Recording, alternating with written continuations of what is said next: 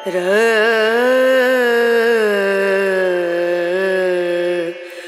No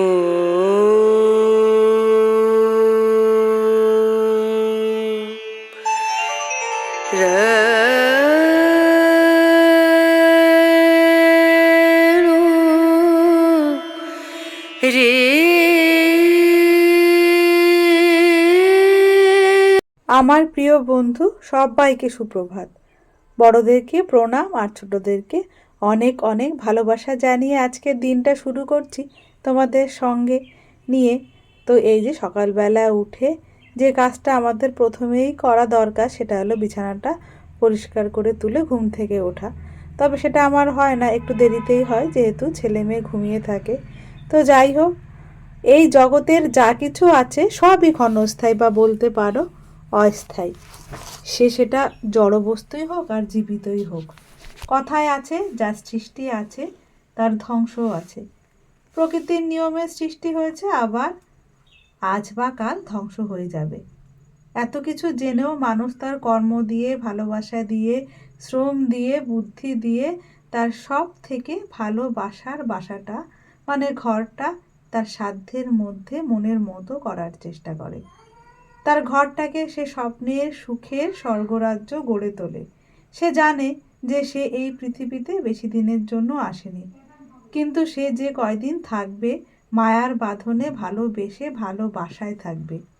শুধু মানুষ কেন, বিভিন্ন পশু পাখি মানে প্রতিটা জীবই তার সাধ্যের মধ্যে তার বাসা বানায়। এই যে ধরো পাখির কথাই বলি না, একটা বাসায় বেশি দিন তো থাকে না।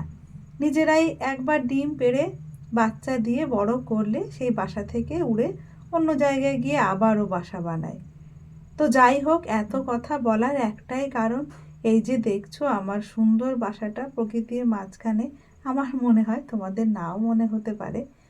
তো এই যে এত গাছপালা, ঝিল, নদী, পাহাড় পরিবেশ দিয়ে ঘেরা এই যে পরিবেশটা বড্ড ভালোবেসে ফেলেছি।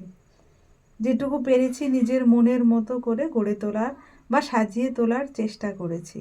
এই যে তিল তিল করে গড়ে তোলা নিজের বাগান, নিজের সংসার, নিজের ভালোবাসার বাসাটা মানে ঘরটা, যেখানে নিজের পরিশ্রম ছাড়াও আরও অনেক অনেক কিছু আছে, সেটা হলো মায়া। এই যে প্রথম যখন কোথাও যাই, এই মায়া কেটে আর একটা জায়গায়, তখন মায়াটাই বড্ড বাধা হয়ে যায়। প্রথমত নতুন জায়গা, কিছুতেই মন বসে না। যখন অনেক কষ্ট করে মনটাকে বসিয়ে মায়ার বাঁধনে আবদ্ধ করি, সেই মায়া ছিঁড়ে যেতে যে কতটা কষ্ট হয় তার কি বলবো। আমার মা বলে মেয়ের বিয়ের মতো কষ্ট করে বিদায় দিয়ে নতুন সংসারে গিয়ে মনটাকে জোড়া লাগানো মানে জোর করে বসানো হয়। তারপরে ঠিক তেমনি এই ব্যাপারটাও তাই, এক জায়গা থেকে আবার অন্য জায়গা নতুন করে আবার শুরু করা। তো যাই হোক, কোথায় যাব কেমন হবে জানি না, কিন্তু সব ছেড়ে যেতে হবে এটাই জানি। কিছু করার নেই, কর্মক্ষেত্র বলে কথা, সেটাই আগে।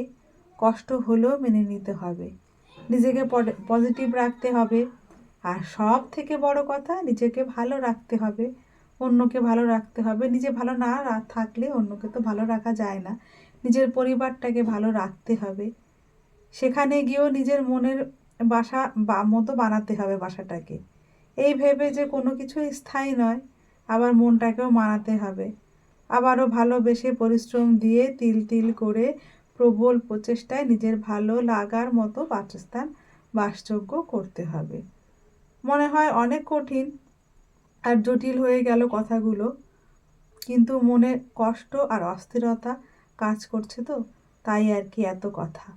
তো যাই হোক, মেনে নিতে হবে, মানাতে হবে, নিজেকে ভালো রাখতে হবে আর প্রচেষ্টা চালিয়ে যেতে হবে যাতে নতুন চ্যালেঞ্জ হাসি মুখে মোকাবেলা করতে পারি। মানাটাই তো জীবন, হেরে যাওয়াটা তো কথা না। অনেক ভারী ভারী কথা হয়ে গেল। যাই হোক, মনটা খারাপ তো, এত ভালো করারটা ছেড়ে যেতে হবে। আর এই যে আমার ছেলেমেয়ের কিন্তু স্নান হয়ে গেছে, আর ওর বাবা স্নান করতে যাবে তার আগে বললাম বাগানে মেটে আলু হয়েছে, শুয়ে তো তুলে খেয়ে গেছে এই তিনটে, আর দুটো আছে তুলে ফেলি। তো সেই কারণে আসা, আর প্রতিদিন মনে থাকে না স্নানের আগে আসতে। তো আজ চলে এসেছি আর তুলেও ফেলেছি। আর দেখো গাছে কুমড়ো হয়েছে, সেটাও খাচ্ছে। তা উঁচুর দিকে হয়েছে যেগুলো, সেগুলো আর তো পেড়ে খেতে পারে না, তো একটা কুমড়োও পেড়ে নেওয়া হলো। ওর বাবা অনেক দিন ধরে বলছিল একটু কুমড়ো সেদ্ধ খাবে, আর আমি ইদানিং তো ফেসবুক খুলেই দেখতে পাচ্ছি কুমড়ো ভর্তা। তো আমারও ইচ্ছা হচ্ছিল অনেক দিন খাওয়ার জন্য, তো আজ তুলেই ফেললাম করব বলে। ওই যে বেশি কিছু সবজি যে করব না, পাঁচমিশালি তরকারি হবে আর তার সঙ্গে কুমড়ো সেদ্ধ আর একটা মাছের ঝোল, ব্যাস হয়ে গেল। আর পাঁচমিশালি তরকারি কাটাকুটি আগেই করে রেখেছিলাম, কারণ এটাও কিন্তু অনেকটা টাইম লাগে। তো সকালবেলা ঘুম থেকে উঠে আমি আগে এই সবজি কেটে রেখেছিলাম। আর এই সবজি কাটা থাকলে রান্নার দেখবে অনেকটা এগিয়ে যায়, বেশিক্ষণ লাগে না সব কিছু গোছগাছ থাকলে। আর এই যে সব কিছু ধুয়ে ঠিক গুছিয়েও রেখেছি। আর মাছটাকে বার করে এই যে ফ্রিজ থেকে জলে রেখেছিলাম, তারপরে যে নুন হলুদ মাখিয়ে নিলাম। এখন দুটো কড়াই একসঙ্গে তুলে দেব, তাহলে কি হবে রান্নাটা তাড়াতাড়ি হয়ে যাবে। আর শীতের দিনে আগে আগে রান্না করলে দেখবি ঠান্ডা হয়ে যায়। তো একটু চেষ্টা করি পরে পরে রান্না তুলতে, সব কিছু গুছিয়ে রেখে তারপরে খাওয়ার চেষ্টা করি, তার কারণ তাহলে গরম গরম থাকে। আর এই যে মাছটা তুললাম একদিকে, আর একদিকে এই যে পাঁচমিশালি তরকারিটা। আর পাঁচমিশালি তরকারিটা করলে একটা ভালো হয়, একবার তরকারি করলে দুবার হয়ে যায়, মানে রাত্রেবেলা রুটি দিয়ে খাওয়ার জন্য আর চিন্তা করতে হয় না। তো শীতকাল আসলে পাঁচমিশালিটা তরকারিটা করার চেষ্টা করি, সবজিটাও অনেকটা খাওয়া যায়। আর এই যে অনেক রকম সবজি একবারে দিয়ে রান্নাও হয়ে যায়। আর এর মধ্যে কিন্তু আমি ওই যে মেটে আলুটাও কিন্তু দিয়ে দিয়েছি। তো সব রকম সবজিগুলো ভেজে নিচ্ছি, আর তারপরে তুলে তারপরে ফোড়নটা দেবো, একটু আদা দেবো, আর তার মধ্যে শুকনো লঙ্কা, জিরে আর ওই যে তেজপাতা। আর এদিকে দেখো আমি এই যে মাছটাকে উল্টে পাল্টে ভেজে নিয়ে নামিয়ে নেব, আর তারপরে মাছের ঝোলটাও তুলে দেব। পাঁচমিশালি তরকারিতে সবজিগুলো আগে ভালো করে ভেজে নিলে স্বাদটা অনেক ভালো হয়। তো শক্তগুলো আগে দিলাম, যেগুলো কম মানে গলতে সময় লাগে সেইগুলোকে আগে ভালো করে ভেজে নিলাম। এক এক করে সব ভালো করে ভেজে নেওয়ার পর সবটা তুলে আবার তেল গরম করে তার মধ্যে যে পাঁচফোড়ন, শুকনো লঙ্কা, তেজপাতা আর এই যে এমনি লঙ্কা দিয়ে দিলাম। তারপরে ওই যে সবজিগুলো ভেজে রেখেছিলাম সেইগুলো ঢেলে দিলাম। আর যেগুলো একটু তাড়াতাড়ি গলে যায় সেইগুলো পরে যে না ভাজা ছাড়াই দিলাম। আর তারপরে একটুখানি উল্টে পাল্টে দিয়ে হালকা করে একটু জল ঢেলে দিয়েছি, জল ঢেলে ঢেকে রেখেছি। আর এদিকে দেখো আমার মাছটাও ভাজা হয়ে গেছে।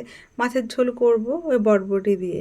তো এনেছিল বরবটি খেতে বেশ, এখন শীতের সময় সব সবজি খেতেই ভালো লাগে, কেন স্বাদটা অনেকটা বেড়ে যায়। আর দেখো এই যে আমার পাঁচমিশালি তরকারিটা হয়ে গেছে, গামাখা মাখা ঝোল। আর এই যে নামানোর আগে একটু চিনিও দিয়ে দিলাম।